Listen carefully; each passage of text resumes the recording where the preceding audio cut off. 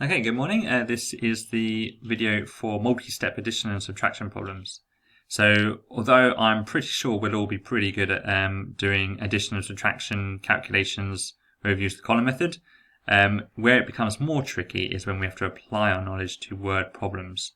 And this is going to be all today's work, word problems involving that knowledge. So what you've got to be able to try and do is think about what are the important parts of the question and making sure you answer exactly what the question is asking you to do. So I'll go through this one with you, but then I'm going to leave you to the rest of them. Eva is reading a book before bedtime. Not particularly important, that bit, but it gives us the context. On Monday, she reads 38 pages. So just need to, I always try and underline things. So we've got 38 pages that's read on Monday. So that's information we need to know. And on Tuesday, so the following day, she reads 6 pages more. That's the important bit. That tells us we're going to do some addition than she did on Monday. So 6 more than that. So how many pages did she read on Tuesday? So that's got to be what we're thinking about. 6 more pages than that. What is the answer to that? And then how many pages does she read altogether? Again, when you see that word altogether, that means you're doing an addition somewhere. So on Monday and Tuesday. So once we know the answer to this one, we can add it to this one. That will get us how many pages she's read already. Read on Monday and Tuesday. And then there are 123 pages in the book altogether. How many pages does she have left to read? And when you see that word, that means you're probably going to have to do a subtraction. So you've got to take what she's read already, take it away from there, and then you've got your answer. Okay, here are two number cards. One is 800 and one is unknown. The sum of these two cards is 2,900. Remember, the sum is just another way of saying add.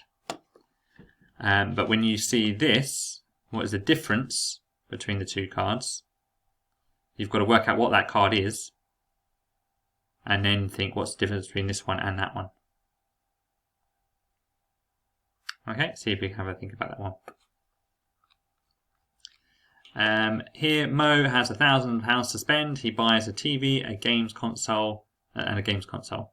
So he's got this, he buys the TV and the games console, that's this one. Does Mo have enough money left to buy the phone? Explain your answer. So he's got that much to start with. And so you're going to have to think about, right, so he's bought that and that. So you might add those two together. Then see, do you have enough money left from the £1,000 to get the phone? Two families each have £1,800. The table shows how much they need to spend.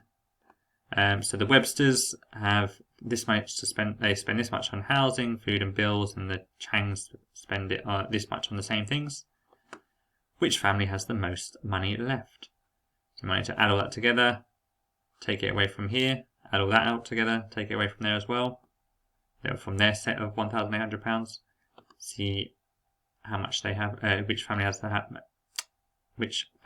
the most money left, and how much more money do they have? So you have to find the difference between those two amounts left. Okay, number 5. There are 15,600 people at a concert, and 9,050 of them are adults. The rest are children. How many more adults are there than children? So eventually you're going to have to find a difference between the two, but you need to find out how many children there are first. So you need to do a takeaway to find out how many children there are, and then find out the difference between this and this. Remember, always come back to that last sentence of the question. Have you answered it? Because you might have just done, oh yeah, I just need to find out how many children are there. Do that, take away that, and that gives me the number of children. Good, done. But actually that's not what it's asking for. It's asking for how many more adults are there than children. Okay, number 6. Jack, Whitney and Amir are counting their sticker collections. And Jack says, I have twice as many stickers as Whitney. And Amir says, I have 100 stickers fewer than Whitney. They have 900 stickers altogether. How many stickers do they have? So you've got to think. He has 100 less than her, and Jack has twice as many as her. So just try and think about what could it be. this might be a good idea. When you see this symbol, it's using a bar model. Have a try, see if we can think of a bar model that might work for that. If you can't think of a bar model, it might be just trial and error. So when I say that, I mean try something and see if it fits all the rules.